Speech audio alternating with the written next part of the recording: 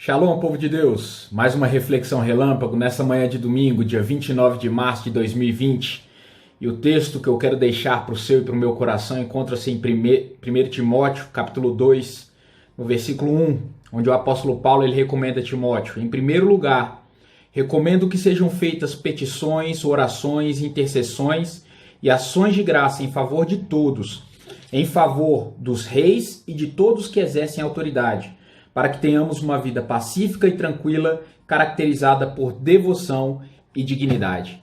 O apóstolo Paulo também fala na primeira carta aos Coríntios, no capítulo 2, no versículo 14, a diferença entre o homem espiritual e o homem carnal. No 14 ele fala que o homem carnal, ele não discerne as coisas de forma correta, porque ele não tem o Espírito de Deus e por isso ele acha que tudo é loucura.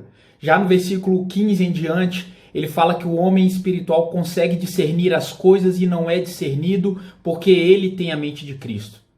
Conjugando esses dois versículos, meus irmãos, a recomendação que a palavra de Deus deixa para a sua igreja, para os seus membros, a noiva de Cristo, é que nós não nos submetamos ao espírito de medo, e pior do que o espírito do medo, é dar voz à desesperança e ao desespero. Enquanto nós temos uma autoridade, o nosso presidente, que está se posicionando de forma alinhada com o que a igreja do Senhor diz, que nós não podemos parar, que nós não podemos nos calar, que nós não podemos ceder ao medo. Nós temos irmãos que se deixam levar pelos levantes da mídia derrotista, pelos levantes do mundo, né, amedrontado, dizendo fique em casa, não pode isso, não pode aquilo, é um pandemônio.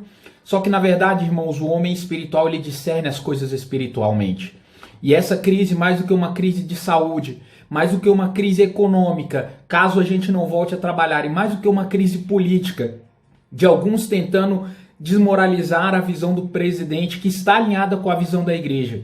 Nós temos que lembrar a recomendação de Paulo, que não vai ser com posts na internet criticando e dando voz àqueles que querem a derrubada de um presidente eleito democraticamente, e aquele que eu acredito que foi da vontade de Deus, já que ele serve ao Senhor, diferente de governos anteriores, que ele faz menção do nome do Senhor. Então, igreja, levantemos um clamor pelo nosso presidente. Ainda que você não concorde com a visão política, mas você é igreja e você tem a obrigação de, assim como Jesus, não falar mal das autoridades, mas orar por elas. Assim como Davi, diante de um rei que o perseguia, não ousou abrir a sua boca. Então deixe de fazer posts negativos e ore pelo seu presidente, ore pela sua nação.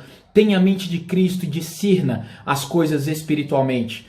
Deus abençoe a sua vida. O quiz que eu deixo para os nossos corações é: você lembra quem foi o rei responsável pela divisão do reino de Israel? Foi o quarto rei de Israel. E ele, descendente de Salomão, foi aquele responsável por dividir o reino. Você lembra quem foi? Deixa seu nome, deixa a resposta aí nos comentários. Que Deus abençoe sua vida. Oremos pelos nossos presidentes.